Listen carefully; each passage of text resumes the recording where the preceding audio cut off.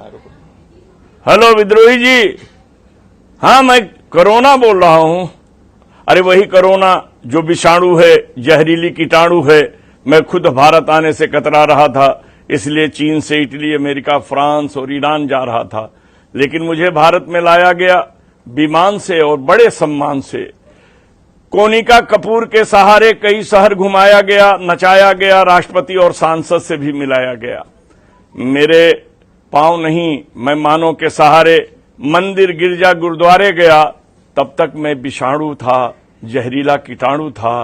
किंतु एक दिन निजामुद्दीन के मरकज गया, यह कैसा तूफान हो गया, मैं कीटाणु से एकाएक मुसलमान हो गया। मैं तब से परेशान हो गया। मेरी आपसे विनती है कि आप मेरी समस्या को सुलझाइए, मेरी पीड़ा को रवीश कुमार तक पहुंचाइए, मुझे अपनी जन्मभूमि तक पहुंचाइए, क्योंकि लोगों ने सम्मान से थाली बजाया है।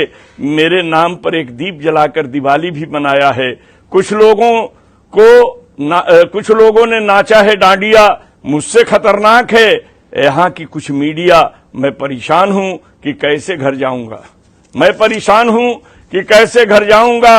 अगर जल्दी नहीं गया तो मैं हिंदू मुसलमान की शोर में ही मर जाऊंगा।